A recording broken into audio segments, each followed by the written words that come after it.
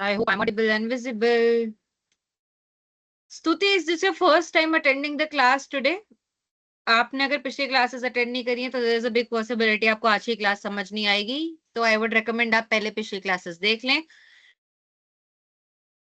बाकी सबको good evening and we'll start today with where we left yesterday. हमने जहां पर कल क्लास छोड़ी थी, मैंने आपको कहा था अगर आपको याद हो एनईएफटी, आरटीजीएस और आईएमपीएस के बारे में पढ़ के आने को, उसके ऊपर हमारी क्लास कल है। डिजिटल पेमेंट्स के बारे में जब हम पढ़ेंगे तो उसके बारे में हम क्लास कल करेंगे, ठीक है?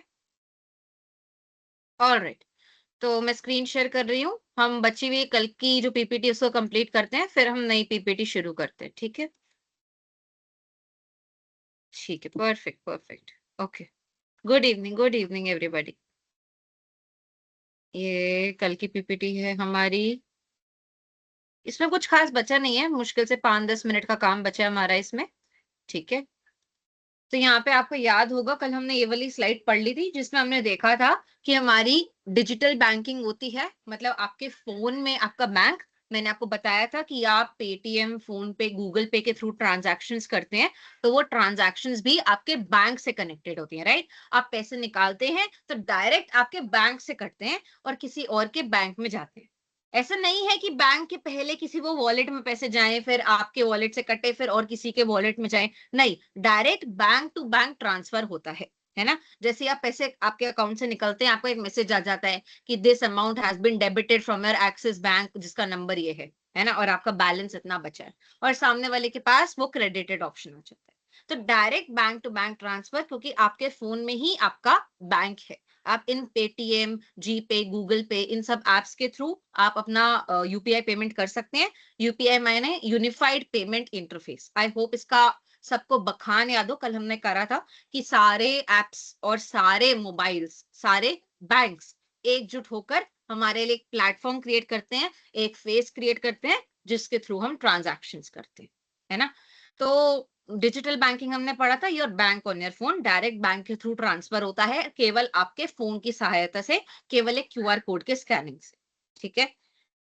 आगे क्या लिखा हुआ है? How your money makes money. I hope आपको ये चीज कल याद हो कि जब हमने अलग अलग टाइप के अकाउंट पढ़े थे, सेविंग्स अकाउंट, करंट अकाउंट, और हमने वो वाला अकाउंट पढ़ा था फिक्स्ड अकाउंट, फिक्स्ड डिपॉजिट, तो हमने उसमें ये चीज कही थी कि बैंक के पास जितने टाइम के लिए पैसा होगा, बैंक उस पैसे को यूज करेगा, उस पैसे पे इंटरेस्ट कमाएगा, कुछ पैसा अपने पास रख के अपनी सैलरी वगैरह देने के लिए, अपना कमीशन प्रॉफिट वगैरह पैदा करने के लिए अपने पास रखेगा, और बाकी का कमीशन आपको दे देगा, है ना?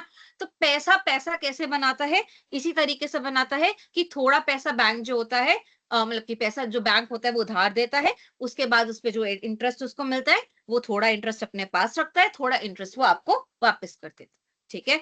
Interest is the extra money earned on your savings और the extra fee paid on the loans. ये मैंने स्क्रीन शेयर करी थी ना अपनी, ठीक है? मेरे को एक चीज इसमें आपको समझानी है, छोटा सा कंसेप्ट है, मतलब ये समझना बहुत जरूरी नहीं है, बट अगर आप समझेंगे तो इट वुड हेल्प यू, ठीक है? क्या कंसेप्ट है? हम एक टेबल इंसर्ट करते हैं यहाँ पे, आ, ऐसा टेबल इंसर्ट करते हैं, इसको थोड़ा सा बड़ा करते हैं, ठीक है? तो पहले हम यहाँ पे लिखेंगे amount, amount coming in, amount coming in. मेरे को स्क्रीन थोड़ी बड़ी कर देती हूँ जिससे सबको दिख जाए, ठीक है? अमाउंट कमिंग इन, कितना कोई पैसा कमिंग इन मतलब कितना कोई पैसा जमा करवा रहा है, ठीक है? और फिर उसके बाद amount kept with bank as reserves, और यहाँ पे आएगा अमाउंट लेंट आउट। अब मैं तीनों चीजों का तुमको मतलब समझा रही हूँ, अगेन ये चीजें समझना जरूरी नहीं है, बट जस्ट मैं तुम्हें एक्स्ट्रा इन्फॉर्मेशन दे रही हूँ क्योंकि ये तुम्हारे काम आएगी। अब क्या होता है, अगर कोई जाके बैंक के पास 100 रुपए जमा करता है, तो बैंक है ना पूरे 100 रुपए लोन पे नहीं देता। क्यों नहीं देता पूरे 100 रुपए लोन पे? क्योंकि बैंक को पता है कि जिसने वो 100 रुपए जमा करे थे वो पैसे वापस लेने भी आ सकता है ना? तो बैंक अगेन अपने सारे कस्टमर्स का, जितने भी उसके पास कस्टमर्स हैं, सबका एक अप्रोक्सीमेशन लेता है कि मेरे पास 1000 लोग हैं, 1000 लोगों ने मेरे पास 1000 रुपए जमा कराए, तो एक दिन में मेरे पास मुश्किल से 3, 4 या 5 लोग जो है वो पैसे वापस मांगने आएंगे। तो मैं 4-5 लोगों का 1000 रुपए रख लेता हूँ, बाकी सब जो है मैं लोन पे चढ़ा देता हूँ। ये बैंक को कैसे पता चलता है? बैंक लोगों का बिहेवियर ऑब्जर्व करता है कि अगर 1000 लोगों ने लोन दिया है, 1000 लोगों ने 1000 रुपए दिए हैं, तो बस 3-4 लोग होंगे एक दिन में अप्रोक्सीमेट, ऑन एन अप्रोक्सीमेट, जो बैंक के पास वो पैसे वापस मांगने आएंगे। बाकी पैसा मैं लोन पे चढ़ा सकता हूँ। ठीक है, तो हम यही मानते हैं कि बैंक के पास कितना पैसा वापस आया। मान लीजिए बैंक के पास 10,000 रुपए आया। ठीक है, किसी ने बैंक को 10,000 रुपए जमा करे। बैंक कुछ पैसा, उसका कुछ परसेंटेज जो है अपने पास रख लेगा, ऐसी इमरजेंसी के लिए कि कोई पैसे वापस मांगने ना आ जाए। ठीक है, यूजुअली इसमें सीआरआर एसएलआर रेट होता है तो वो 18% होता है। हम 10% मान लेते हैं रफली। रेट थोड़ा ज्यादा होता है, 18% होता है एसएलआर का रेट, बट हम इसमें 10% मांग लेते हैं। ठीक है, तो बैंक कितना रिजर्व रखता है हम मान लेते हैं for the ease of calculation, कि बैंक अपने पास 10% जो होता है एज अ रिजर्व रख लेता है कि कोई पैसे वापस मांगने ना आ जाए। ठीक है, तो 10,000 का 10% हो गया 1,000 रुपीज। तो बचा हुआ अमाउंट बैंक जो है किसी और को उधारी पे दे देगा। 9,000 रुपए उसने किसी और को उधारी पे दे दिए। अब तुम इस सर्कल को समझो, इस सर्कल को समझो, समझाती हूँ मैं कि बैंक ने वो पैसे किसी और को उधारी पे दे दिए। अब वो पैसे जिस बंदे ने उधार पे लिए वो भी तो आगे जाके सामान खरीदेगा। हो सकता है उसने उधार पे लिया हो एक कॉफी शॉप बनाने के लिए। अब कॉफी शॉप जब उसने बनाने के लिए उधार पे लिया, तो वो किसी और को पैसे ट्रांसफर करेगा, किसी बिल्डर को, किसी लैंडलॉर्ड को। तो हम ये चीज मान के चलते हैं, ये रूल है। ठीक है, ये एक अजम्पशन है। हम ये मान के चलते हैं कि उसने कॉफी शॉप बनाने के लिए जिसको भी पैसा दिया होगा वो फिर से बैंक में पैसे जमा करा देगा। मैंने क्या बोला कि बैंक है, बैंक ने मान लो एक बंदे को लोन दिया कॉफी शॉप बनाने के लिए, उस बंदे ने वो पैसे ले लिए, 9,000 रुपए ले लिए। अब उसने जाके बिल्डर को वो 9,000 रुपए दे दिए कि ये ले 9,000 और कॉफी शॉप बना दे। ठीक है, अब हम ये मान के चलते हैं कि वो बिल्डर जो है वो बिना पैसा खर्चे सारे पैसे दोबारा बैंक में दे देता है। वो बिल्डर बिना पैसे खर्चे सारे पैसे दोबारा बैंक में दे देता है। तो उसने 9,000 रुपए वापस बैंक में जमा करा दिए। अब फिर से इस पर 10% रिजर्व आएगा, 900 रुपए, और फिर इसमें बचा हुआ अमाउंट आ गया 8100। बैंक ने फिर से वो पैसे लोन पे दे दिए। अब फिर से वो पैसे लोन पे गए और फिर वो जिसको भी मिले, है ना, फिर से किसी ने एजुकेशन लोन ले लिया, एजुकेशन लोन लिया तो उसने वो पैसे कहीं पे भेजे, तो जहां पे वो पैसे दिए गए वो पैसे फिर से बैंक के पास आ गए। हमें मान के चलते हैं, ये अजम्पशन है कैलकुलेशन के लिए। तो तुम देखो बैंक कैसे पैसे से पैसा बना रहा है। बैंक बार बार वही अमाउंट को लोन पे दिया जा रहा है, सेम अमाउंट को पैसे से पैसा बन रहा है। तुमको ये प्रोसेस समझा रही हूँ मैं। 810 रुपए बैंक ने अपने पास रखे, बचे हुए 8100 में से 810 गए तो कितना होता है? कैलकुलेटर। ये तुमको प्रोसेस, मतलब ये सीआरआर एसएलआर की प्रोसेस होती है, स्कूल में ही पढ़ी थी मैंने। हो सकता है तुम में से कईयों ने पढ़ी हो अगर तुमने कॉमर्स वगैरह ली थी तो। वरना ये मैं ऊपर ऊपर से तुमको समझा रही हूँ कि जब कहते हैं ना हम कि बैंक पैसे से पैसा बनाता है, तो वो कैसे बनाता है, ये वो प्रोसेस है। फिर 7,290 रुपीज बैंक ने फिर से लोन पे दे दिए। अब वो वापस बैंक के पास आ गए, हम फिर से यही मान के चलेंगे। 729 रुपीज बैंक ने फिर रख लिए, और फिर बचा हुआ अमाउंट उसने फिर से लोन पे दे दिया। तो ये प्रोसेस चलता रहता है। तो तुम देख रहे हो पैसा आ रहा है, पैसा जा रहा है, पैसा आ रहा है, पैसा जा रहा है, ऐसे साइकिल बनती रहती है। तो पैसा ऐसे मूव ही करता रहता है और मूव करके बड़ा होता रहता है। तो ये पैसे से पैसा बनता है, ये प्रोसेस होती है। बैंक इसी तरीके से पैसा बनाता है, लोगों को पैसा देता है और इंटरेस्ट कमाता है। ठीक है, आई होप इसमें किसी को कोई डाउट नहीं है। बहुत बहुत ही रफ एक्सप्लेनेशन था ताकि तुमको समझ आ जाए कि पैसे से पैसा बनाना क्या होता है। ठीक है, समझ नहीं आया तो लोड मत लेना, ये तुम्हारे कोर्स का पार्ट नहीं है। बस मेरे को था कि मैं समझाऊं, क्योंकि एक अतरंगी कंसेप्ट है, मैंने और किसी क्लास में आज तक समझाया भी नहीं है। ठीक है, तो यहाँ पे यही लिखा हुआ था कि बैंक में, यहाँ पे लिखा है ना how your money makes money, तो मेरे को इससे दिमाग में आ गया था कि मैं तुमको एक कंसेप्ट समझा दूं, है ना। तो बैंक में तुम पैसे जमा कराते हो, बैंक उन पैसों को घुमाता है मार्केट में, है ना, किसी को लोन पे देता है, फिर उसको, और फिर उसको फिर से पैसे वापस आ जाते हैं, फिर वो उसको दोबारा लोन पे चढ़ा देता है, फिर वो 10% उसका रखता है, फिर वो बाकी लोन पे चढ़ा देता है, फिर वो 10% उसका रखता है, फिर बाकी लोन पे चढ़ा देता है ना। तो जब वो बार बार लोन दे रहा है तो बार बार उसको इंटरेस्ट मिल रहा है, बार बार वो अपनी कमीशन रख रहा है और बचा हुआ पैसा वो आपको दे रहा है। तो पैसा मार्केट में घूमता ही जा रहा है, वो सेम ही पैसा जो बार बार मार्केट में घूम रहा है। ठीक है, real life example, saving 1,000 in a bank earns you extra money over time। ये चीज तो मैंने भी तुमको बताई थी कि पैसा अगर तुम्हारे हाथ में है तो चाहे तुम अभी देखो, चाहे 5 साल बाद देखो, चाहे 10 साल बाद देखो, वो वही 100 का नोट रहेगा। बट अगर तुमने बैंक में डाल दिए पैसे, तो हमने कल कंपाउंडिंग का कंसेप्ट पढ़ा था, पैसे कंपाउंडिंग से ग्रो होंगे। ठीक है, okay. Real life banking situations, how we actually use the services every day. ठीक है, ये तो बहुत बहुत फट्टू है ये, तो ऐसे एग्जांपल दिया हुआ है, इसमें तुमको देखने की जरूरत नहीं है। ये भी बहुत इजी है, deposit, withdrawal, online payment, balance check, ये करने की जरूरत नहीं है। ठीक है, हमने कल असाइनमेंट भी देख लिया था, तो हम अब अपनी अगली पीपीटी पे चलते हैं। क्या इस कंसेप्ट में किसी को डाउट है? मैं फिर भी पूछ लूंगी, तुम कहोगे कि मैडम नहीं आ रहा है समझ, तो बताओ। फिर से समझा सकते हैं मैम प्लीज। यार एक तो तुम्हारा अभी असाइनमेंट असाइनमेंट क्यों चल रहा है? तुमको क्लास के टाइम असाइनमेंट पे, मतलब तुम ये डिस्कशन क्लास के बाद ये ग्रुप पर, सपोर्ट टीम, कहीं पे भी कर सकते हो, बट उसी 1 घंटे की क्लास में तुमको ये करना है। 6 AM वाली क्लास का क्या, सुबह 6 बजे कौन क्लास लेता है? मैं एक बार फिर से समझा देती हूँ, मैं अगेन वो कह रही हूँ, कंसेप्ट अगर बाय चांस समझ ना आए तो टेंशन मत लेना, वो तुम्हारे कोर्स का पार्ट नहीं है, मैं बस रफली समझा रही थी। इस कंसेप्ट में मैंने ये कहा तुम्हें कि बैंक के पास जो पैसा आता है, बैंक क्या करता है, बैंक लोगों का बिहेवियर ऑब्जर्व करता है। मान लो बैंक के पास 1000 लोग हैं और सब बैंक को 1000 1000 रुपए दे रहे हैं, तो बैंक देखता है कि ये सारे पैसे जमा करा के चले जाते हैं, और हर दिन या फिर हर हफ्ते सिर्फ 3 4 लोग ऐसे आते हैं जो वो पैसे मांगते हैं, है ना? सिर्फ थोड़े से लोग आते हैं। अगर 1000 लोगों ने पैसे जमा करा दिए और सिर्फ 3 4 लोग आ रहे हैं, तो बचे हुए पैसे का क्या? तो बैंक बचे हुए पैसों को लोन पे दे देता है ना? तो यहाँ पे मैंने लिखा कि 10,000 रुपए बैंक के पास आए। यहाँ पे ये एक रिजर्व्स कहते हैं इसको, जो मैं कह रही हूँ ना कि बैंक अपने पास थोड़ा सा पैसा रख लेता है, ताकि कोई आए पैसे मांगने के लिए, तो बैंक के पास वो पैसे हो देने के लिए। क्योंकि अगर बैंक के पास पैसे देने के लिए नहीं होंगे, तो पता क्या होगा, लोगों के मन में डर बैठ जाएगा कि हमारा पैसा बैंक ने उड़ा दिया, गवा दिया। समझ रहे हो, बैंक डूब जाएगा, क्योंकि लोगों के मन में डर है। सिर्फ इसलिए बैंक डूब जाएगा क्योंकि लोगों के मन में डर है, क्योंकि लोगों के मन में डर होता है तो क्या होता है, वो सारे पैसे लेने भागते हैं। अब इतने पैसे तो होते ही नहीं है बैंक के पास। इसलिए नहीं होते क्योंकि उसने उनको पैसों को घुमा दिया, बट क्योंकि उसने उनको इन्वेस्ट करा हो, है ना? तो इसलिए उसको उसको इंग्लिश में टर्म बैंक रन भी कहते हैं। अगर किसी को कुछ ज्यादा उत्सुकता है तो वो चेक कर सकता है, इसको बैंक रन भी कहते हैं, कि सब लोग बैंक के पास भागते हैं कि बैंक ने हमारा पैसा घुमा दिया, बैंक ने हमारा पैसा घुमा दिया, जबकि वो पैसा सिर्फ इन्वेस्ट हुआ होता है ना? तो इसलिए बैंक जो होता है अपने पास थोड़ा सा पैसा रखते हैं, तभी ऐसी कोई सिचुएशन ना आए कि लोग पगला जाएं, सब पैसा लेने आ जाएं, है ना? थोड़ा बहुत पैसा वो अपने पास रखते हैं, क्योंकि वो देखते हैं कि एवरेज में इतने लोग जो होते हैं वो एक दिन में, एक हफ्ते में, एक साल में पैसा लेने आते हैं। ठीक है, तो उसका रेशियो होता है, उसको CLR SLR SLR, statutory liquidity ratio और कैश रिजर्व रेशियो, CRR और SLR नाम होता है। अगेन वो आपको देखने की जरूरत नहीं है, मैं इतना टेक्निकल टर्म्स में नहीं जा रही हूँ, मैं आपको बहुत इजी लैंग्वेज में समझा रही हूँ कि कुछ रिजर्व होते हैं बैंक अपने पास इमरजेंसी के लिए रखते हैं। क्यों रखते हैं? कि कोई बंदा पैसा वापस मांगने आए तो उनके पास कुछ पैसा हो, बचाओ पैसा, वो लोन पे चढ़ा देते हैं। ठीक है, अब मान लो मैं बैंक हूं और मैंने किसी को कॉफी शॉप के लिए लोन दिया। तो जब मैंने उसको कॉफी शॉप के लिए लोन दिया, तो वो भी आगे वो पैसे बिल्डर को देगा कि ले बिल्डर, ये ले 9,000 रुपए में कॉफी शॉप बना दे, है ना? तो हम ये मान के चलते हैं कि वो बिल्डर भी वो सारे पैसे वापस बैंक में रख देते हैं।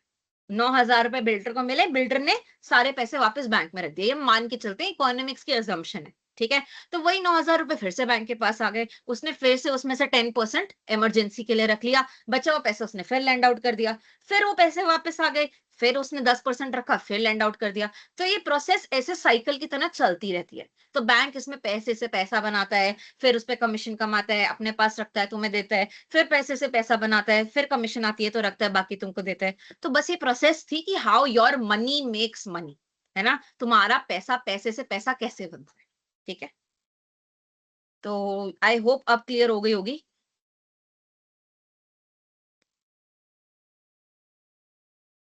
बैंक पैसे को कहाँ यूज करता है यार? बैंक है ना, बहुत सारी अपॉर्चुनिटीज देखता है, अलग अलग टाइप की अपॉर्चुनिटी, कि कहाँ पर उसको ज्यादा रिटर्न मिल रहा है। हो सकता है कुछ पैसा वो तुम्हारा म्यूचुअल फंड में लगा देता हो, कुछ वो लोगों को ऐसा कोई इंफ्रास्ट्रक्चर बनाने के लिए लोन दे दे, है ना? कि मान लो अगर एकदम से मुकेश अंबानी आता है कि मेरे को ना बहुत बड़ा अपना अपना टावर खड़ा करना है, वो वाला जिससे वो डेटा का टावर होता है, जैसे जियो का टावर है, मेरे को लोन दो। तो बैंक डेफिनेटली उसको लोन देगा। क्यों देगा? क्योंकि उसे पता है कि उसके हाथ में बैंक का लोन सेफ है ना? तो बैंक ऐसी अपॉर्चुनिटीज ढूंढता है कि वो पैसा लगा सके। कई बार गवर्नमेंट के टेंडर निकलते हैं कि ये ब्रिज बना दो, ये पुल बना दो, तो बैंक उसके लिए भी पैसा देता है कि तुम ब्रिज बनाओ, पुल बनाओ, और हमसे पैसे लो, और हमें फिर इंटरेस्ट देना। तो बैंक अलग अलग अपॉर्चुनिटी देखता है, जहां उसको ज्यादा इंटरेस्ट, ज्यादा फायदा देता है, बैंक वहां पे पैसे लगा देता है। ठीक है, तो ये इधर उधर की बातें मत करो ग्रुप में। मैं चैट ब्लॉक कर दूंगी अगर तुम्हारी ये बातें चलती रही, तो मेरे पास चैट ब्लॉक करने का भी ऑप्शन होता है। मिस हो गया था तो रिकॉर्डिंग देख लेना।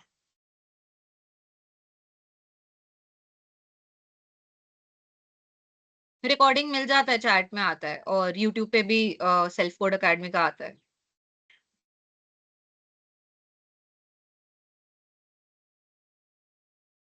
ये कौन है विकेश कुमार? कॉल मी। कौन है ये? मैं अभी सर को कॉल करके तुम्हारी हरकतें बता दूंगी, तुम्हें पता है? तुम्हें सर्टिफिकेट का कुछ भी नहीं मिलेगा। शर्म करो थोड़ी।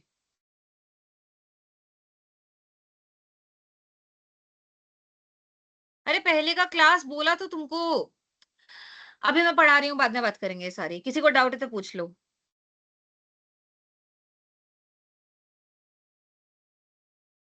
यार वो डिपेंड करता है कि कितना परसेंट उसको मिल रहा है। कहीं 15% की अपॉर्चुनिटी, कहीं 20% की, कहीं 10% की, अलग अलग रेट पे इन्वेस्ट करता है। मैंने ये चीज शायद पहले पढ़ा रखी है। जितना ज्यादा रिस्क होता है उतना ज्यादा रेट ऑफ रिटर्न होता है। वो क्लास हो रखी है हमारी, होनी है अभी, आई थिंक हमारी आज की ही क्लास है वो। तो वो अलग अलग रेट पे इन्वेस्ट करता है, क्योंकि जितना ज्यादा रेट ऑफ रिटर्न होता है उतना ही ज्यादा पैसे गंवाने का भी टेंशन होता है। जैसे हम कहते हैं ना कि सट्टे में डबल हो जाता है पैसा, बट सट्टे में रिस्क भी कितना होता है कि पैसा खत्म भी हो सकता है, तुम्हारा मिट्टी भी हो सकता है। तो वो अलग अलग अपॉर्चुनिटी में डाइवर्सिफाई करता है। डाइवर्सिफाई मतलब कहीं वो रिस्की जगह भी थोड़े से पैसे लगा देता है, कहीं वो सेफ जगह भी थोड़े से पैसे लगा देता है। वो हर जगह थोड़े थोड़े पैसे डालता है कि कहीं पे नुकसान भी हो जाए तो कहीं पे फायदा भी हो जाए, और एंड में पैसे हमारे पास सारे वापस आ जाए और थोड़ा सा उस पर मुनाफा भी हो जाए। ठीक है। तो वो बहुत सारी कैलकुलेशंस करके पैसे लगाते हैं। वो जहां भी पैसा लगाते हैं वो पूरा उनका स्टेटमेंट पढ़ते हैं कि अच्छा इन्होंने इतना कमाया, अच्छा इन्होंने इतना खर्चा करा, अच्छा इन प्रोजेक्ट्स पे खर्चा करा, अच्छा ये कंपनी तो अच्छी चल रही है। बहुत ज्यादा उनका काम यही है। तो बहुत ज्यादा डिटेल में हर कंपनी के बारे में पढ़ के उनमें पैसा लगाते हैं। उनके स्टॉक शेयर्स में भी पैसा लगा सकते हैं, है ना। और प्रोजेक्ट्स में भी पैसा लगा सकते हैं। प्रोजेक्ट्स के बारे में भी वो पढ़ के पैसा लगाते हैं कि अच्छा ये महिंद्रा ग्रुप कर रही है प्रोजेक्ट, ये तो बहुत नामी कंपनी है, इसके तो बहुत अच्छे वो है बही खाते, तो इसमें हम पैसा लगा सकते हैं। तो हर जगह वो बहुत डिटेल में स्टडी करके स्ट्रक्चर करके पैसा लगाती है। ठीक है। ओके।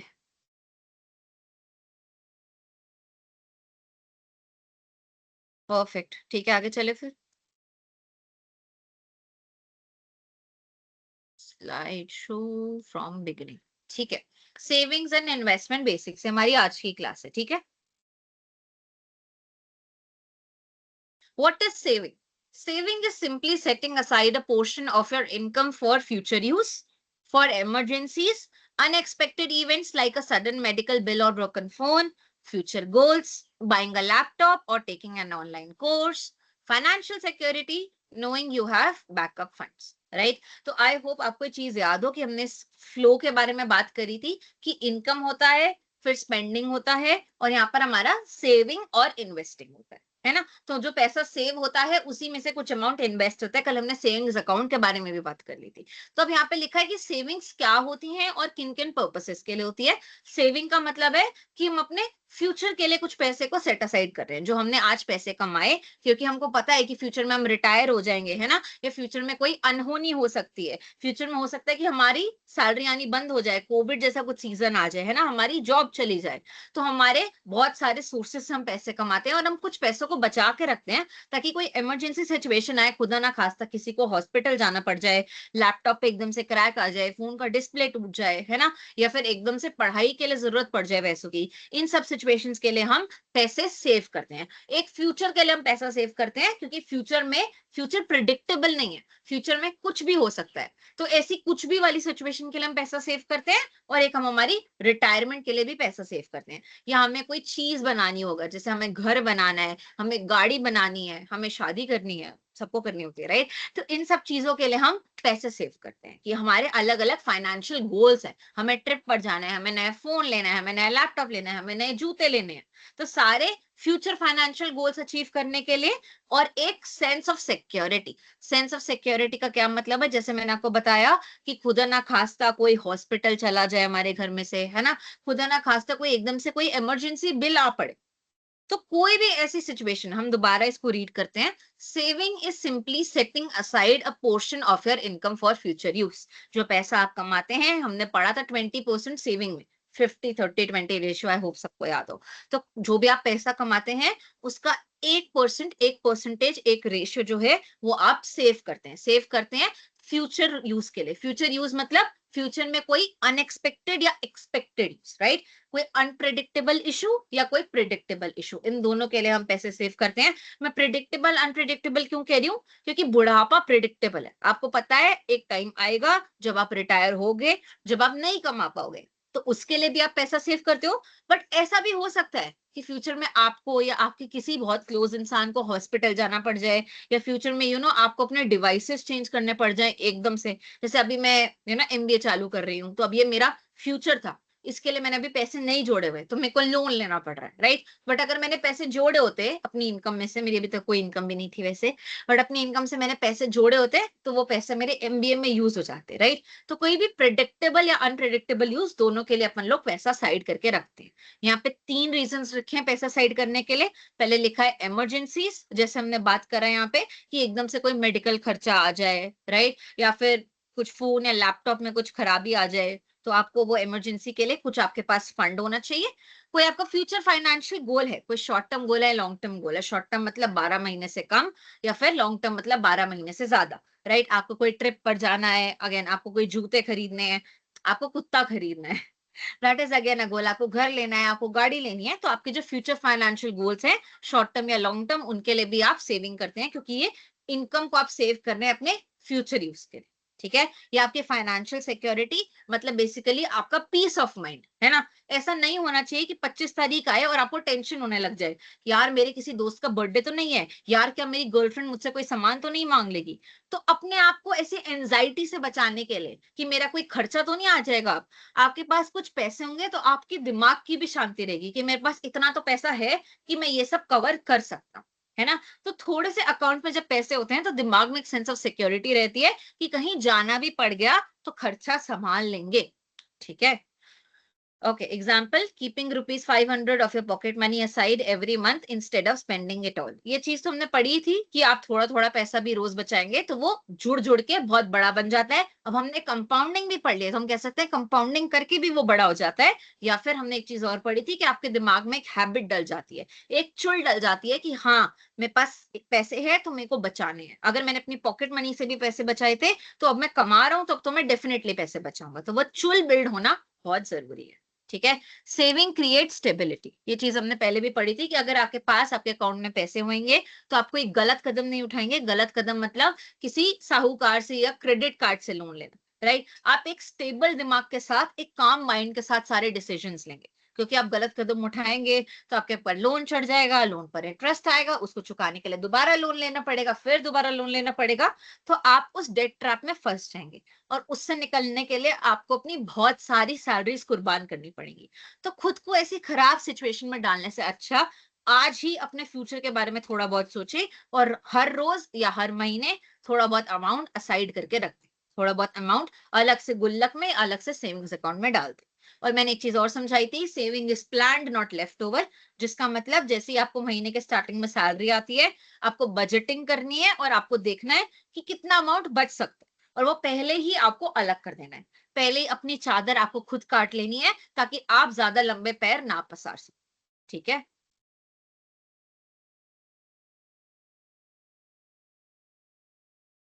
ओके, सेम चीज लिखी हुई है कि क्यों आपको अपने पैसे सारे एक दिन में नहीं खर्चने चाहिए और क्यों बचाने चाहिए। The real value of saving. Why shouldn't you just spend everything today?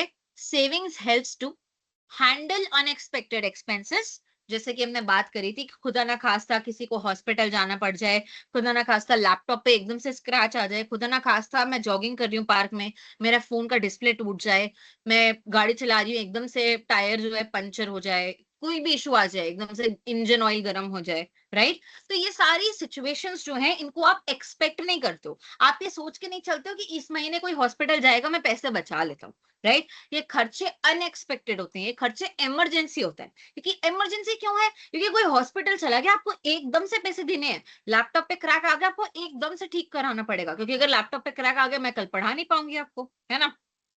आपकी गाड़ी टूट गई, आपको एकदम से ठीक करानी, क्योंकि आप गाड़ी से ही रोज ऑफिस जाते हो।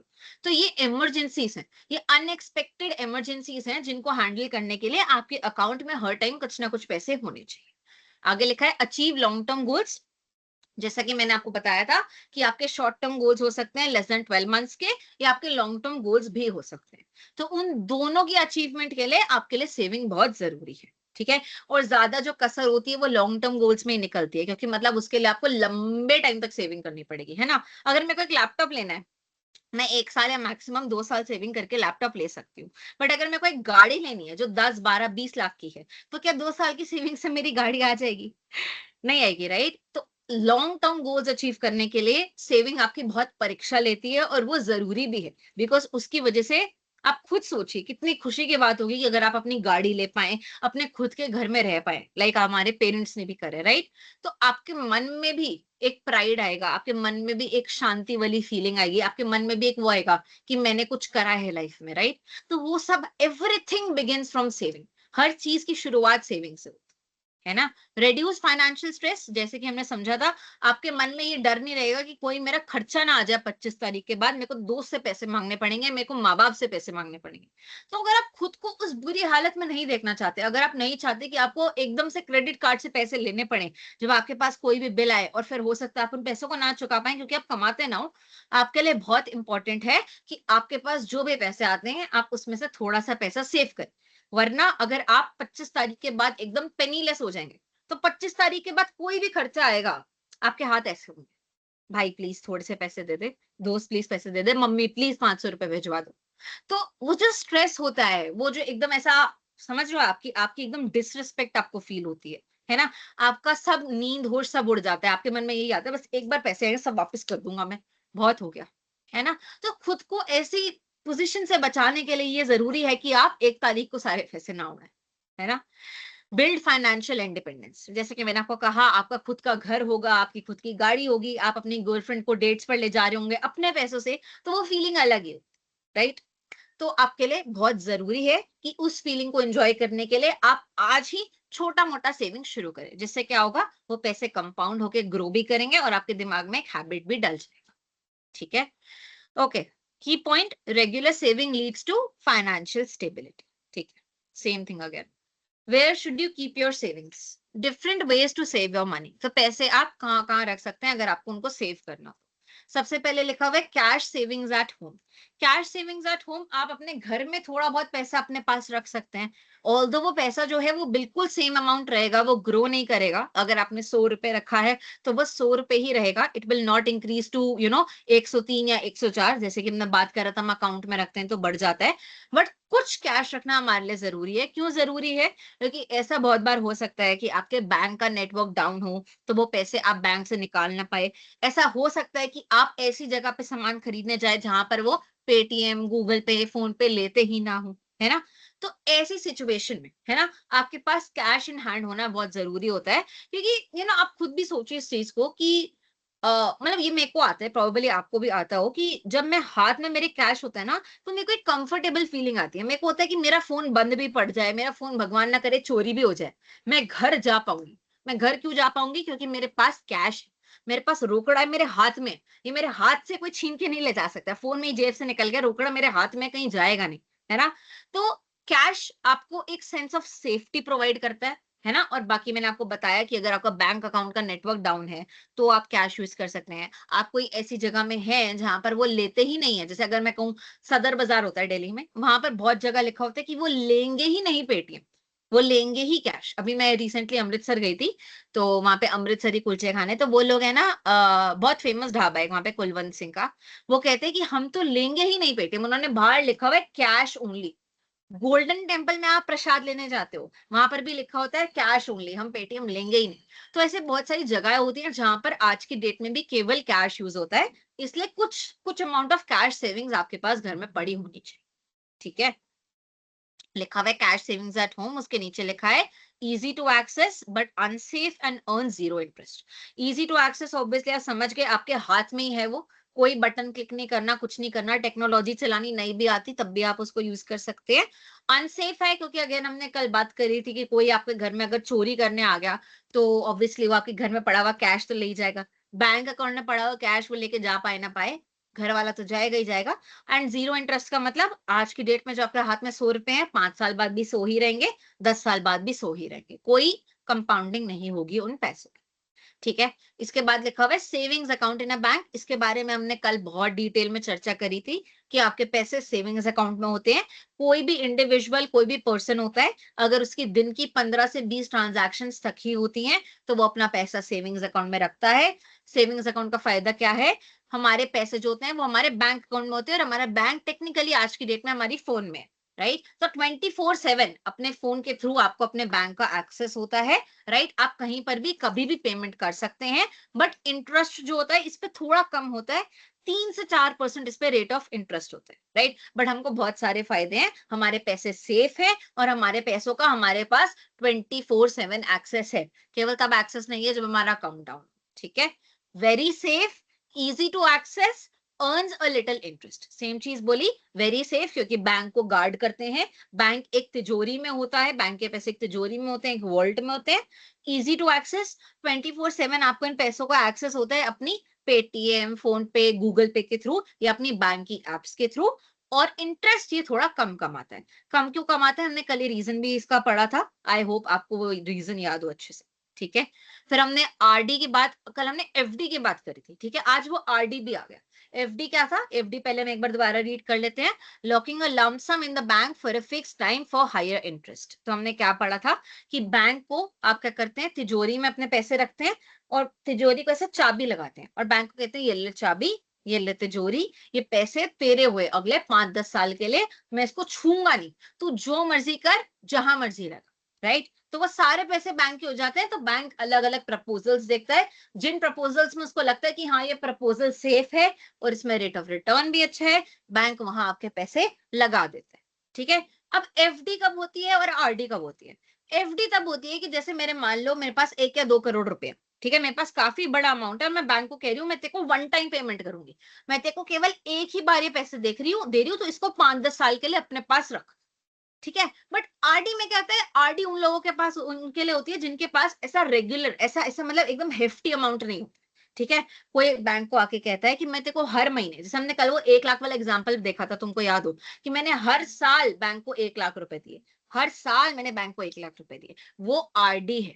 एफडी में एक ही बार अमाउंट जाता है, वन टाइम पेमेंट, एक ही बार अमाउंट तुमने फिक्स करा, तिजोरी को ताला लगाया, तिजोरी बैंक को दे दी, ठीक है? तो जब एक बार लंप सम मतलब बड़ा अमाउंट, ठीक है, एक साथ गट्ठर में अमाउंट, ठीक है, लंप सम मतलब गट्ठर में एक साथ अमाउंट सारा जब बैंक के पास जाता है, बड़े छोटे की बात नहीं, गट्ठर की बात है, ठीक है? तुम 1 लाख रुपए भी दे सकते हो एफडी में, ऐसी कोई बात नहीं, ठीक है? जो बैंक की मिनिमम अमाउंट होती है वो आई डोंट थिंक इतनी बड़ी होती है कोई, तो तुम अमाउंट कितना भी दे सकते हो। लंप सम का मतलब है एक साथ गट्ठर में सारा पैसा एक ही बार जा रहा है, किश्तों में नहीं जा रहा है, ठीक है? तो एफडी में क्या होता है, सारा पैसा तुम बैंक को एक ही बार में दे देते हो कि ये ले मेरे पास 1 लाख रुपए, 10 लाख रुपए, 1 करोड़ रुपए, इनको तू रख अपने पास 5-10 साल, और 5-10 साल बाद मेरे को ये पैसे दे दियो विद इंटरेस्ट, ठीक है? इंटरेस्ट तुम हो सकता है रेगुलरली भी बैंक से ले सको, या तुम बैंक को ये भी कह सको कि 10 साल बाद मेरे को इसी के साथ तू इंटरेस्ट दे, ठीक है? But RD on the other hand usually salary वाले लोग कराते हैं। क्यों कराते हैं? वो कहते हैं बैंक तू हर महीने मेरे अकाउंट से 25,000 रुपए काट अगले 4 साल तक, तू हर महीने मेरे अकाउंट से 25,000 रुपए काट अगले 4 साल तक, फिर तू उसको अपने पास रखना अगले और 4 साल तक, फिर मैं तेरे से वो सारा पैसा और उसका इंटरेस्ट ले लूंगा। एफडी और आरडी में क्या फर्क है? नाम में ही फर्क है। एफडी मतलब फिक्स डिपॉजिट, मतलब एक ही बार अमाउंट फिक्स करा, तिजोरी में डाला, तिजोरी को लॉक करा, तिजोरी को बैंक को दे दिया। आरडी मतलब रिकरिंग डिपॉजिट, रिकरिंग डिपॉजिट मतलब तुम बार बार, रिकरिंग मतलब बार बार, रिकरिंग मतलब रीअकरिंग, बार बार तुम बैंक के पास पैसे डिपॉजिट करा रहे हो, उसको कहते हैं रिकरिंग डिपॉजिट। तो मैं कहती हूँ बैंक तू हर महीने अगले 4 साल तक मेरे बैंक अकाउंट से 25,000 रुपए निकाल लेना, 25,000 रुपए हर महीने मैं तेरे पास डिपॉजिट करा दूं, ठीक है? तो बैंक के पास वो पैसे चले जाते हैं, बैंक उनको इन्वेस्ट करता है और रिटर्न जनरेट करता है, और फिर मेरे टाइम पीरियड खत्म होने के बाद वो मेरे को मेरी हिस्से की इंटरेस्ट दे देता है, ठीक है? आरडी और एफडी में फर्क है कि एफडी में सारा पैसा एक साथ जाता है, आरडी में वो पैसा हर महीने या हर साल, जो भी तुमने टाइमलाइन सेट करी होगी उसके हिसाब से वो पैसा कट के बैंक के पास जाते हैं। यहाँ पे लिखा हुआ है saving a fixed amount every month in the bank. Month की बात नहीं है, वो तुम टाइमलाइन बैंक के साथ डिसाइड कर लो, महीना, 3 महीना, 6 महीना, बैंक तुम्हारी बात मान ले, ठीक है? ओके, क्या किसी को अभी कोई डाउट है अभी तक?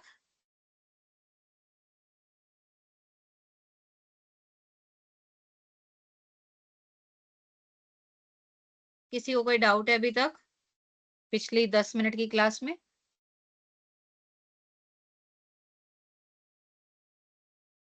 तुम इधर उधर के सारे डाउट मुझसे पूछ लेना, क्लास का डाउट मत पूछना। क्लास चल रही है, मुझसे कोई पूछ रहा है कि मैम 16 दिन में कितने घंटे की क्लास होगी, मतलब मतलब जो क्लास चल रही है वो तुम्हें समझ आ गई, तो इसलिए तुम मुझसे बाकी क्लासेस के बारे में पूछ रहे हो? ठीक है, perfect. Okay, let's go.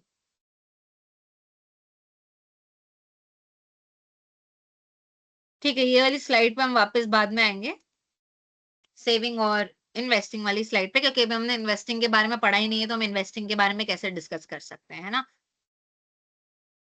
Okay, what is investment?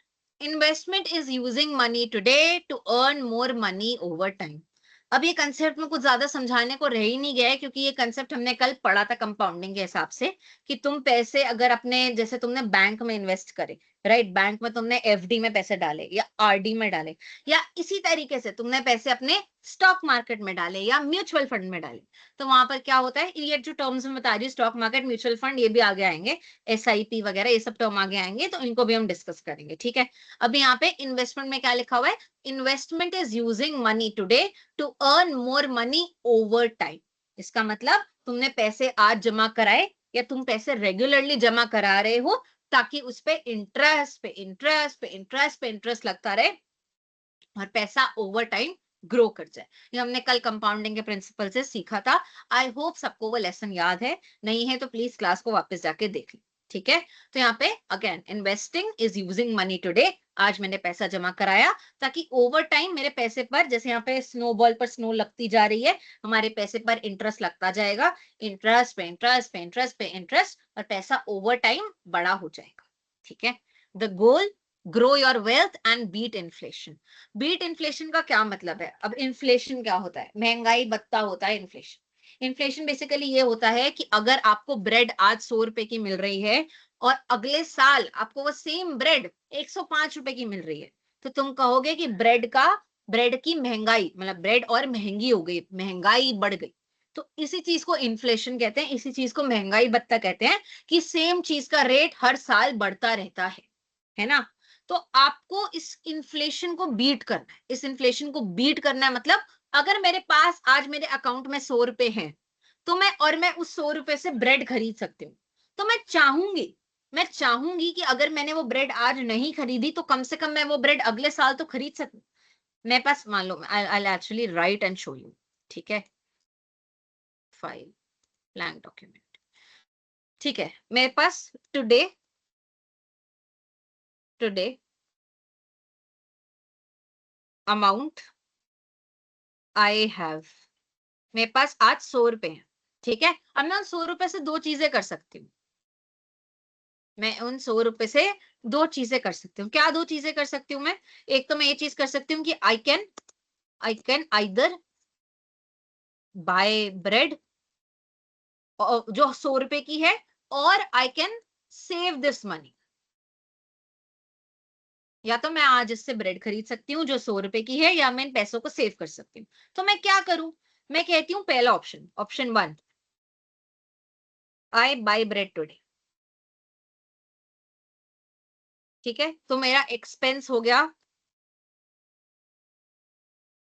100, और मेरी सेविंग हो गई 0, ठीक है? Option 2, I save today and bye bread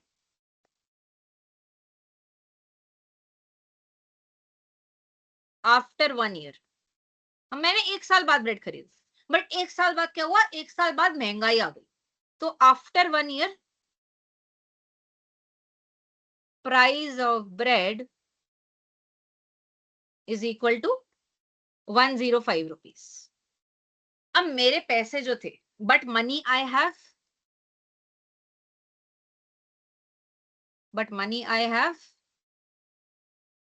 only 100 rupees. तो ये तो मेरा नुकसान हो गया। 1 साल बाद ब्रेड जो थी वो 105 की हो गई, बट मेरे पास जो पैसे थे वो केवल 100 रुपए बचे। तो मेरे को तो सेविंग करनी ही नहीं चाहिए थी। तो इसलिए इसलिए टू एनकरेज पीपल, लोगों की सेविंग को बढ़ावा देने के लिए, to encourage people to save, banks give interest. कितना इंटरेस्ट देते हैं? वो इतना इंटरेस्ट देते हैं कि तुम्हारा जो महंगाई भत्ता है वो पूरा पड़ जाए। कितना इंटरेस्ट देता है बैंक? कि तुम्हारे महंगाई भत्ते का पूरा पड़ जाए। इट्स लाइक वो तुमको अगर ब्रेड अगले साल 105 की हो रही है तो बैंक ये चीज इंश्योर करेगा कि वो तुमको अगले साल 105 रुपए दे दे। ठीक है, to encourage people to save banks give interest. Interest, ये मैं सेविंग्स अकाउंट के इंटरेस्ट की बात कर रही हूँ। ठीक है, तो इंटरेस्ट जो सेविंग्स अकाउंट है, याद रखना, इज यूजुअली इक्वल टू और a little more than amount of inflation. अब मैं ये चीज तुमको लाइव दिखाती हूँ जो मैं बोल रही हूँ। हमने कल देखा था ना कि सेविंग्स अकाउंट का जो रेट है वो अराउंड 3 to 4% है। यही चीज देखी थी हमने, है ना। अब हम अपने इन्फ्लेशन का रेट देखते हैं। कल हमने सेविंग्स अकाउंट का रेट देखा था, अराउंड 3 to 4% है। आज हम देखते हैं इन्फ्लेशन का क्या रेट है। इन्फ्लेशन मतलब महंगाई भत्ता, मतलब हर साल चीजें कितनी महंगी हो रही हैं। इन्फ्लेशन रेट इन इंडिया 2025, हाँ भी 2026 से चल रहे हैं। ठीक है, ये देख 4% हमारा इन्फ्लेशन का रेट है। और अगेन हम सेविंग्स अकाउंट का इंटरेस्ट रेट देखते हैं। Savings account interest rate, savings account का इंटरेस्ट रेट टिपिकली कितना लिखा हुआ है? कईयों में तो और भी ज्यादा लिखा हुआ है, देखो 6.25, 5, 5, 3 to 4, 3.5 to 4। ठीक है, तो हम तुम यही मान लो कि इनका अप्रोक्सीमेटली 4% इंटरेस्ट रेट है और 4% ही हमारा इन्फ्लेशन रेट होता है। तो बैंक चाहते हैं कि तुम सेव करो और तुम फ्यूचर में खर्चा करो। बैंक ऐसा क्यों चाहते हैं? क्योंकि बैंक के पास पैसा आएगा तो बैंक पैसे से उधार दे पाएगा, है ना। तो बैंक चाहता है कि तुम फ्यूचर में खर्चा करो। तो बैंक तुमको कहेगा कि एक काम कर, तू मेरे पास पैसा जमा करा दे और अगले साल जितना इन्फ्लेशन होगा मैं तेरे को ऑलमोस्ट उतना ही रेट ऑफ इंटरेस्ट दे दूं। ठीक है, तो लेकिन तुम तो फिर भी बैंक को कहोगे, बैंक को तुम क्या कहोगे कि भाई साहब अगर ब्रेड अगले साल 105 की होगी, आज ब्रेड 100 रुपए की है ना, और मैं आज भी ब्रेड खरीद सकता। ठीक है, और अगले साल ब्रेड 105 की होगी और तुम मेरे को 105 ही दोगे, तो मेरा फायदा क्या हुआ? मैं क्यों एक साल रुकूं ब्रेड खरीदने के लिए? मेरे को तो आज ही ब्रेड खरीदनी है। तुम मेरे को एक्स्ट्रा पैसे दोगे तब शायद मैं सोचूं कि मैं ब्रेड अगले साल खरीदूं, तब मैं सोचूं। तो ये जो एक मन में लालच आता है कि तब मैं सोचूं, तो इसमें इसकी वजह से ही एफडी में रेट ऑफ इंटरेस्ट जो होता है वो आपको 6 to 7% मिलता है ना। इसी वजह से जब आप म्यूचुअल फंड या स्टॉक मार्केट में इन्वेस्ट करते हैं तो आपको around stock market mutual fund, तो आपको अराउंड 15% रेट ऑफ रिटर्न मिलता है। क्यों मिलता है आपको ये रेट ऑफ रिटर्न? आप फिर से सोचो। मैं आपको एक और एग्जांपल देती हूँ। मैं आपके पास आती हूँ आज 15%। ठीक है, मैं आपके पास आती हूँ आज और मैं आपको कहती हूँ कि मान लो शिवेंदु के पास में जाती हूँ। ठीक है, शिवेंदु मान लो जो होता है ना थार खरीदने जा रहा होता है। ठीक है, मैं शिवेंदु के पास जाती हूँ कि शिवेंदु शिवेंदु मेरे को ना एजुकेशन लोन लेना है, मतलब मेरे को एमबीए की पढ़ाई करनी। ठीक है, उसके लिए मेरे को पैसे चाहिए। तो तेरे पास तो पैसे हैं तो तू मेरे को पैसे दे दे, मैं तेरे को 5 साल बाद वो सारे पैसे और उसका महंगाई भत्ता दोनों दे दूं। शिवेंदु मेरे को क्या बोलेगा? मैडम मैंने इतने साल इतनी मेहनत करी, इतने पैसे जोड़े, क्या मैंने पैसे इसलिए जोड़े कि मैं को अभी भी मैं थार ना खरीद पाऊं? मेरे को तो आज ही थार चाहिए। क्यों चाहिए आज ही थार? क्योंकि मैंने सपना देखा था कि मैं इतने साल मेहनत करूंगा फिर मैं थार लेकर आऊंगा। बताओ मैं क्यों डिले करूं अपनी थार खरीदना? आप मेरे को क्या फायदा दे रहे हो? 20 लाख की थार है मान लो और 20 लाख ही मैं शिवेंदु से मांग रही। मैं शिवेंदु को कहूंगी कि मैं तेरे को महंगाई भत्ता भी दूंगी और उसके अलावा मैं तेरे को 2 लाख रुपए एक्स्ट्रा भी दे दूंगी, तो खुश रहे। या मैं तेरे को 5 साल के लिए मैं तेरे पैसे ले रही हूँ, मैं तेरे को 5 लाख रुपए एक्स्ट्रा दे दूँ। तो मैंने क्या क्या दिया शिवेंदु को, ध्यान से सुने। मैंने उसको उसका प्रिंसिपल अमाउंट वापस किया। प्रिंसिपल अमाउंट मतलब जो मैंने उससे 20 लाख रुपए लिए थे, जो मैंने उससे 20 लाख रुपए लिए थे मैंने उसको वो वापस किए। फिर मैंने उसको इंटरेस्ट भी दिया। कितना इंटरेस्ट दिया मैंने उसको? जितना महंगाई भत्ता था, जितना इन्फ्लेशन का रेट था, जितना महंगाई भत्ता था उतना मैंने उसको इंटरेस्ट भी दिया। और फिर मैंने उसको कुछ और एडिशनल अमाउंट भी दिया। क्यों दिया एडिशनल अमाउंट मैंने उसको? क्योंकि वो अपनी परचेज को डिले कर रहा है या वो एक रिस्क ले रहा है। वो मेरे पे रिस्क भी तो ले रहा है, हो सकता है मैं पैसे वापस ना करूं, है ना। तो ये जो मैंने उसको रिस्क के चक्कर में पैसे दिए या वो अपनी परचेज डिले के लिए पैसे दिए, तो इसलिए मैं उसको 5 लाख रुपए और एक्स्ट्रा दे रही हूँ। तो हम यहाँ पे लिख देंगे risk rate of return, risk या delaying your purchase rate of return. ठीक है, अगेन तुमको ये टर्म्स को याद करने की जरूरत नहीं है, तुम बस इस कंसेप्ट को समझो कि अगर शिवेंदु जो है थार लेने जा रहा था और मैं उसको रास्ते में मिल जाऊं, है ना, मैं कहूंगी शिवेंदु यार तू तो मेरा स्टूडेंट था, तू मेरी बात नहीं समझता है क्या? वो कहते हैं ठीक है मैं आपको पैसे दे दूंगा, पर अगर अगर मैं आप मेरे को 5 साल बाद पैसे वापस करते हो और मैं उससे भी थार ही ले पाऊं तो मेरा फायदा क्या है, मैं तो आज ही लेने जा रहा हूँ, है ना। मेरे को तो आज ही लेनी थी, मेरा तो अभी मन है। बट अगर मैं आपको पैसे दे रहा हूँ तो आप मेरे को 5 साल बाद कुछ थोड़े और पैसे दो ना, ताकि मैं थार की जगह क्रेटा ले पाऊं, है ना, मैं और बड़ी गाड़ी ले पाऊं, मैं आपको पैसे दूं क्यों वरना। तो मैंने शिवेंदु को कहा कि मैं तेरे को पहले तेरा 20 लाख रुपए वापस करूंगी, फिर थार जैसे उस दिन हो सकता है 5 साल बाद 25 लाख की हो गई हो महंगाई की वजह से, है ना, तो मैं तेरे को 20 लाख वापस करूंगी, 5 लाख मैं तेरे को और दूंगी महंगाई भत्ता, और फिर मैं तेरे को 5 लाख रुपए और दूंगी क्योंकि तूने मेरे पे रिस्क लिया या तूने अपनी परचेज को मेरे चक्कर में डिले किया, तो मैं तेरे को उसका सब्र का फल मीठा होता है, मैं उस सब्र के फल के चक्कर में तेरे को 5 लाख रुपए और दूं। तो ये सारे पैसे होते हैं, ये सारा मतलब बेसिकली कंसेप्ट होता है हमारा इंटरेस्ट का, इन्वेस्टमेंट का, है ना। इसलिए जितने ज्यादा लंबे टाइम के लिए इन्वेस्टमेंट होती है उतना ज्यादा रेट ऑफ रिटर्न भी होता है।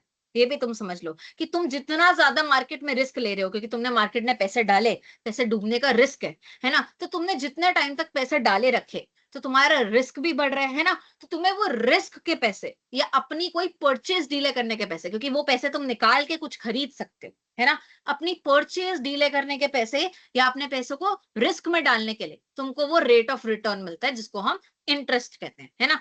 इसलिए ही एफडी में, म्यूचुअल फंड्स में, स्टॉक मार्केट में रेट ऑफ रिटर्न इतना ज्यादा होता है, क्योंकि तुम वहां पैसे डाल के थोड़ा रिस्क भी ले रहे हो और अपनी परचेज को डीले भी कर रहे हो। एफडी में अगर 5-10 साल के लिए पैसे चले गए, मतलब तुम उन 5-10 साल के लिए अपनी परचेज को डीले कर रहे हो, जो चीज तुम आज खरीद सकते थे वो तुम 5 या 10 साल बाद खरीदोगे, है ना। और तुमने बैंक को पैसे दिए तो थोड़ा बहुत रिस्क भी होता है, तो तुम रिस्क भी ले रहे हो। तुम अगर स्टॉक मार्केट में पैसे लगाते हो तो कहते हैं ना म्यूचुअल फंड्स में पैसे लगाओ, तो mutual funds are subject to market risk. क्यों, मतलब मार्केट में पैसे जा रहे हैं, कोई कंपनी डूब जाए, या मार्केट में जैसे कोविड आता है तो सारी स्टॉक मार्केट ही बैठ जाती है। आज की डेट में भी सारी स्टॉक मार्केट बैठी हुई है because of that oil fiasco, जो ऑयल वाला ड्रामा हो रखा है ना। तो तुम अपनी कोई परचेज डीले कर रहे हो क्योंकि तुम वो पैसे यूज नहीं कर रहे और तुम मार्केट में पैसे लगा के रिस्क ले रहे हो, इसलिए तुमको ये रेट ऑफ रिटर्न मिलता है। ठीक है, तो रेट ऑफ रिटर्न में ये सब इंक्लूड होता है, तुम्हारा जो ओरिजिनल अमाउंट है तुम्हें वो वापस मिलता है, तुम्हारा महंगाई भत्ता जो होता है तुम्हें वो मिलता है, और एक अपनी परचेज डीले करने के लिए और एक अपना पैसों पे रिस्क लेने के लिए भी तुमको रेट ऑफ रिटर्न मिलता है। क्या इस कंसेप्ट में कोई डाउट है? मैंने पूरा कंसेप्ट लिख के समझाया ताकि क्लियर हो जाए। क्या इस कंसेप्ट में किसी को कोई डाउट है?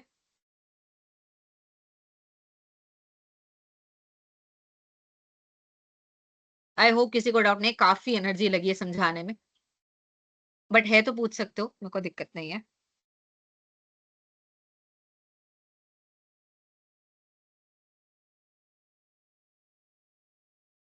क्या मेरी आवाज बाकियों को भी नहीं आ रही है या शिवेंदु को नहीं आई थी? ठीक है, no doubt, no doubt. Okay, great, perfect, बहुत बढ़िया, बहुत बढ़िया। आई होप किसी को, तुम लोगों को एक नई बात समझ आई, क्योंकि ये कंसेप्ट जो होते हैं समझाना थोड़ा सा मुश्किल होता है। ठीक है, तो हमने यहाँ पे देख लिया, अब यहाँ पे अलग अलग एग्जाम्पल दिए हुए हैं हमारे सेविंग्स के। महंगाई भत्ता हमने समझ लिया है, हो यहाँ पे क्या क्या एग्जाम्पल दिए हुए हैं, एफडी दिया हुआ है, mutual fund, SIP, mutual fund पढ़ेंगे तो उसी में हम एसआईपी भी पढ़ लेंगे, ठीक है। और आगे लिखा हुआ है स्टॉक से शेयर से, ये भी आगे आएगा कंसेप्ट, ठीक है। इन्वेस्टिंग हेल्प्स मनी, ठीक है। ओके, अभी हमारा लास्ट कंसेप्ट है आज का, मैं ये समझा देती हूँ कि स्टॉक्स क्या होते हैं, म्यूचुअल फंड्स क्या होते हैं और फिक्स्ड डिपॉजिट क्या होते हैं, ठीक है। स्टॉक क्या होता है, सबसे पहले ये चीज होती है कि कोई भी कंपनी, ठीक है, जैसे मैं आपको यहाँ पे लिख के दिखाती हूँ, ठीक है। अब यहाँ पर हम लिखते हैं, ये हमारी मान लो रिलायंस कंपनी है, ठीक है, पब्लिक लिमिटेड हो गई है अब तो, ठीक है, रिलायंस कंपनी, ठीक है। इसका फाउंडर कौन थे? धीरू भाई अंबानी, ठीक है। अब धीरू भाई अंबानी जो थे, उन्होंने पहले अपने सारे पैसे लगा दिए बिजनेस में, ठीक है। मान लो उन्होंने अपने 100 करोड़ रुपीज लगा दिए, उनके पास थे, उन्होंने अपने सारे पैसे लगा दिए, ठीक है। तो ये होगी सेल्फ इन्वेस्टमेंट, उनके खुद के पैसे थे, ठीक है। अब उनको फिर से ना कोई पैसे लगाने थे, मार्केट में इन्वेस्ट करना था, है ना, क्योंकि मार्केट से उनको और, मतलब समझ रहे हो तुम कि उनको मान लो एक और टार बनाना था तो पैसे चाहिए थे, या कोई मैन्युफैक्चरिंग करनी थी तो पैसे चाहिए थे, सप्लायर से पैसे चाहिए थे। तो मतलब बहुत बहुत सारे रीजंस होते हैं ना, एम्प्लॉयज को सैलरी देनी है तो पैसे चाहिए, है ना। तो सबने देखा, मार्केट में सबने देखा कि धीरू भाई अंबानी जो भी बिजनेस करते हैं ना, वो जिस भी चीज को हाथ लगाते हैं वो चीज सोना बन जाती है, वो इतना अच्छा बिजनेस करते हैं। सबने देखा कि उनका रेट ऑफ रिटर्न तो बहुत ही तगड़ा है, वो 100 करोड़ रुपए लगाते हैं मार्केट में, 120 करोड़ वापस आते हैं, ठीक है। तो उनके बिजनेस की वाहवाही होने लग गई, तो धीरू भाई अंबानी लोगों को कहते हैं कि अगर मैं तुमको कहूं कि मेरे बिजनेस में तुम भी थोड़े पैसे डाल दो, मैं तुमको भी वो रेट ऑफ रिटर्न दे दूंगा, तो क्या तुम पैसे डालोगे? लोग कहते हैं हाँ, क्यों नहीं डालेंगे, क्योंकि सबने देखा कि उन्होंने कैसे बिजनेस बनाया, कैसे वो अपना धंधा करते हैं और कितना उनका रेट ऑफ रिटर्न बहुत ज्यादा है। तो उन्होंने क्या किया, उन्होंने बहुत सारे लोगों की मीटिंग बुलाई, उन्होंने पूछा कि मेरे को है ना अपने बिजनेस को और बड़ा करने के लिए 100 करोड़ रुपए और चाहिए, तो क्या आप मेरे बिजनेस में पैसा लगाएंगे? आपको भी मैं जो रेट ऑफ रिटर्न मैं कमाता हूं, आपको भी मैं वो रेट ऑफ रिटर्न दे दूंगा। ठीक है, लोग कहते हैं कि हाँ ठीक है हम लगा देंगे, बट हमें क्या मिलेगा बदले में? हम आपको पैसे देंगे, आप हमें बदले में क्या दोगे? वो कहता, मैं बदले में आपको अपनी कंपनी का एक हिस्सा दे दूंगा। बदले में, ध्यान से सुनना, बदले में मैं आपको अपनी कंपनी का थोड़ा सा मालिक बना दूं। अब इस चीज को समझो, तो रिलायंस जो कंपनी थी, वो कंपनी जो होती है, स्टॉक मार्केट का कंसेप्ट है बेसिकली, ये कंपनी जो होती है वो स्टॉक मार्केट में लिस्ट हो जाती है। इसका क्या मतलब है? इसका ये मतलब है कि रिलायंस कहती है मैं अपनी कंपनी के क्या कर रही हूँ, मैं अपनी कंपनी के 100 हिस्से कर रही हूँ। कितने भी हिस्से होते हैं, बहुत बहुत हिस्से होते हैं कंपनियों के आजकल। मैं एग्जांपल दे रही हूँ, कंपनी कहती है कि मैं अपने आज के डेट में ना 100 हिस्से कर रही हूँ, 100 शेयर कर रही हूँ। ठीक है, अब जो बंदा एक शेयर खरीदेगा वो 1% का मालिक, जो 2 शेयर खरीदेगा 2% का मालिक, है ना। हिस्से मतलब शेयर, हिस्से मतलब शेयर। तो कंपनी स्टॉक एक्सचेंज पर लिस्ट होती है और उसके हिस्से हो जाते हैं, जितने कंपनी कहेगी उतने हिस्से होंगे। ठीक है, अभी तुम यहाँ पे समझो, मैं तुमको कंसेप्ट समझाती हूँ। 100 करोड़ रुपए यहाँ पे धीरू भाई अंबानी के लगे हुए थे। ठीक है, 100 करोड़ रुपए धीरू भाई अंबानी के लगे हुए थे, 100 करोड़ वो लोगों से मांग। ठीक है, तो टोटल कंपनी के 200 करोड़ रुपए हो गए। ठीक है, कंपनी के 200 करोड़ रुपए हो गए, तो मान लेते हैं 200 शेयर हो गए, 200 हिस्से हो गए कंपनी के। अब वो कंपनी पर डिपेंड करता है कि कितने हिस्से हुए और कितने रुपए का एक हिस्सा हुआ। बट मैं तुम्हारी सिंप्लिसिटी के लिए कह रही हूँ कि कंपनी में 100 करोड़ रुपए धीरू भाई अंबानी ने लगा रखे थे और 100 रुपए वो बाकी 100 करोड़ रुपए बाकियों को कहते हैं कि तुम लगा दो। ठीक है, तो फिर धीरू भाई अंबानी कहता है कि मैं अपने कंपनी के 200 हिस्से करूँ। ठीक है, जिसमें से 100 हिस्से मेरे हुए क्योंकि मैंने 100 करोड़ रुपए लगाए हैं, और 100 हिस्से आप सबके मिला के हुए क्योंकि आप सब मिला के 100 करोड़ रुपए लगा। ठीक है, तो यहाँ पे हमारा हुआ 100 हिस्से या शेयर धीरू भाई अंबानी के। धीरू भाई अंबानी को हम डीए लिख देते हैं, और 100 हिस्से, ये शीट में थोड़ा साइज का इशू आ गया, इसको छोटा करें या फिर इसको अगली शीट पे ही ले जाते हैं, ऊपर का ओके। 100 हिस्से धीरू भाई अंबानी के हो गए और 100 हिस्से बाकी सबके हो गए। ठीक है, तो अब क्या हुआ, उन्होंने कहा कि अगर हम आपको 1-1 करोड़ रुपए दे रहे हैं, 100 लोगों ने कहा हम आपको 1-1 करोड़ रुपए मिल रहे हैं, तो बाकी बदले में हमें क्या मिलेगा? ठीक है, तो धीरू भाई अंबानी ने कहा कि मेरी कंपनी के मैंने 200 हिस्से कर दिए हैं, तो आप जितने करोड़ देंगे उतना हिस्सा मैं आपको दे दूं। ठीक है, आपने 1 करोड़ दिया तो एक हिस्सा आपका, आपने एक और करोड़ दिया तो एक और हिस्सा आपका। ठीक है, तो अब मान लो कि कोई बंदा जो है वो 2 करोड़ रुपए देता है। कितने देता है? 2 करोड़ रुपए, तो उसको कितने मिल गए? उसको मिल गए 2 हिस्से या 2 शेयर। ठीक है, उसको मिल गए 2 शेयर, और टोटल कितने शेयर थे? टोटल थे 200 शेयर। तो 200 में से 2 शेयर मिल गए, मतलब उसको कंपनी का 1% हिस्सा मिल गया। ठीक है, 20 मिल गए, जैसे हो गया ना, 100 में से अगर तुमको 1 मिला तो 1% होता है, 2 मिला 200 में से तो अगेन 1% होता है। ठीक है, किसी ने अगर 20 करोड़ दे दिए 200 में से, तो उसको 10% कंपनी का हिस्सा मिल गया, है ना। तो हिस्सा मिलना मतलब शेयर मिलना, शेयर मिलना मतलब उतना हिस्सेदार बनना, उतना मालिक बनना, है ना। तुम आज अगर जाके रिलायंस का एक शेयर खरीद लोगे ना, तो तुम उस कंपनी के उतने मालिक बन जाओगे जितना तुमने शेयर खरीदा। अगर मैंने एक शेयर खरीदा और रिलायंस के 100 शेयर हैं, तो मैं रिलायंस की 1% मालिक बन। ठीक है, अगर मैंने 2 शेयर खरीदे और रिलायंस के 100 शेयर हैं, तो मैं कंपनी की 2% मालिक खुद बन गई। अगर मैंने 40 शेयर खरीद लिए रिलायंस के, तो मैं रिलायंस की 40% मालिक बन जाऊंगी आज, है ना। तो हिस्से का मतलब शेयर। तो जब कंपनी अपने प्रोजेक्ट्स में इन्वेस्ट करती है और कंपनी को और इन्वेस्टमेंट की जरूरत पड़ती है, तो वो मार्केट में लोगों से पूछती है कि क्या आपको हमारे धंधे में विश्वास है, क्या आप हमारे धंधे में पैसा लगाएंगे? लोग कहते हैं हाँ लगाएंगे, पर बदले में हमें तुम्हारी कंपनी का हिस्सा चाहिए, बदले में हमें तुम्हारी कंपनी का हिस्से चाहिए, हमें तुम्हारी कंपनी का मालिक बनना है तुम्हारे साथ। तो धीरू भाई अंबानी ने भी यही करा, लोगों को कहा कि 100 करोड़ का हिस्सा मेरा है, 100 करोड़ का आपका हो गया, मैं अपनी कंपनी का 50% मालिक, 50% आप सब मिलके बन गए। तो शेयर होता है कंपनी का एक हिस्सा, जो आपको मिलता है कंपनी में पैसे लगाने से, है ना। आपने जितना परसेंट, उसके जितने परसेंट शेयर खरीदे उतना परसेंट ही आप कंपनी के मालिक बन जाते हो, ठीक है। आज की डेट में रिलायंस के कितने शेयर्स हैं, जैसे मैं आपको कह रही थी, उसके काफी सारे शेयर्स होते हैं हर कंपनी के, शेयर प्राइस पर डिपेंड करता है वो सब भी। कितने हैं Reliance shares, number of shares,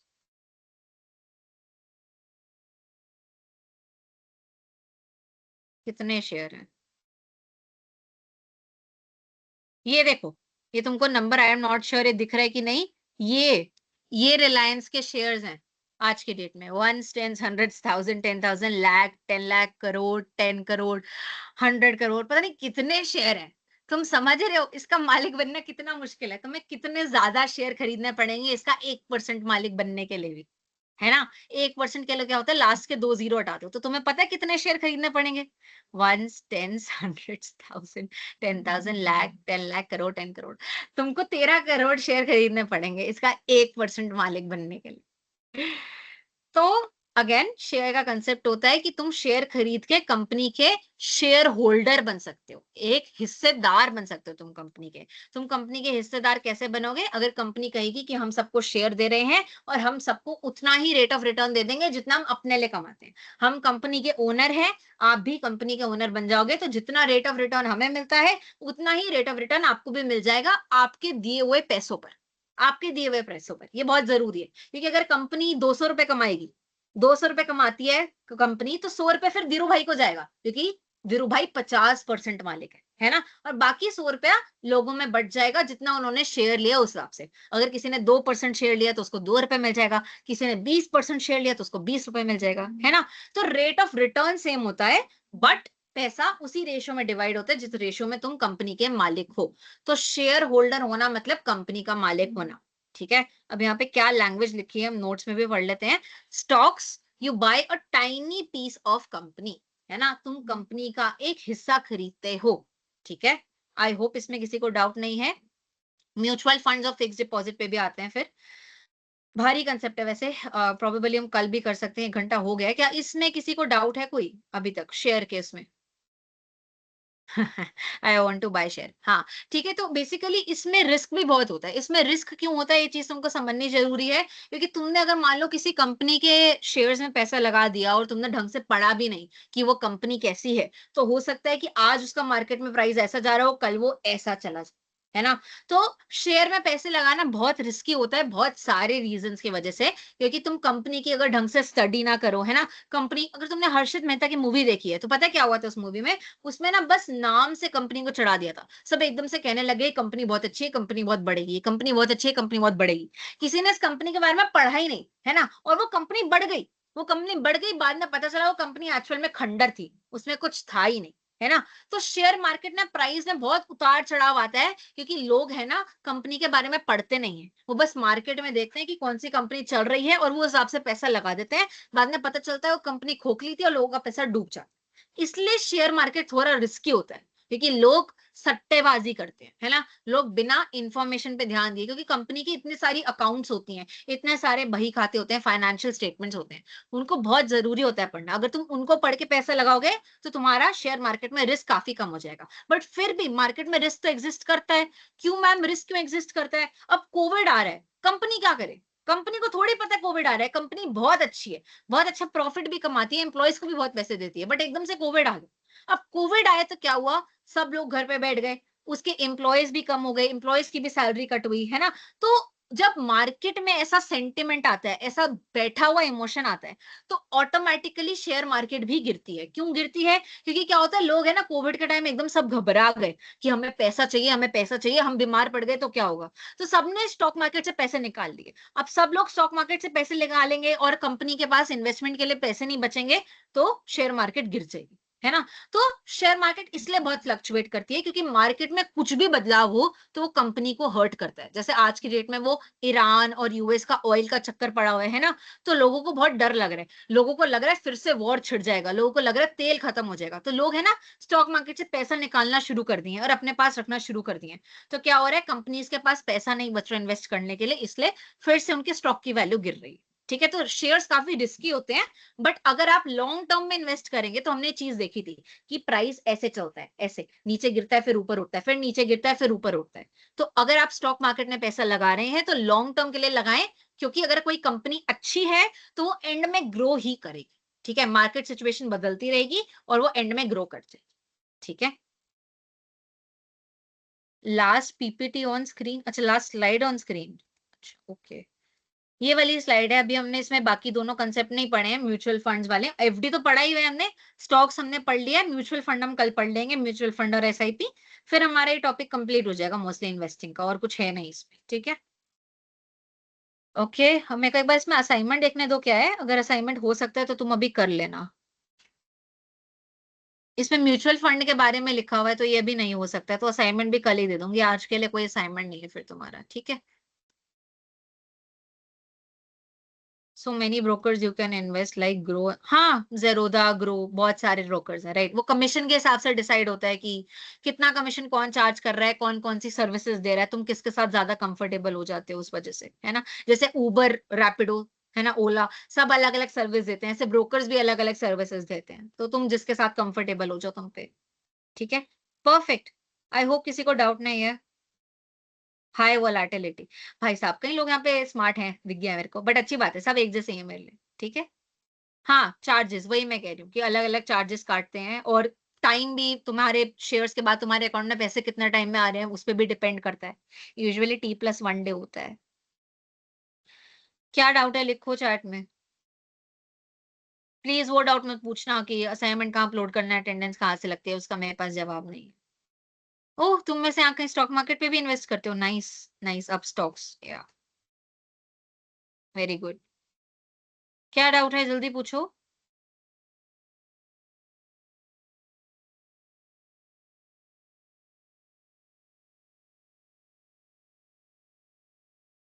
What's the difference between stock and share?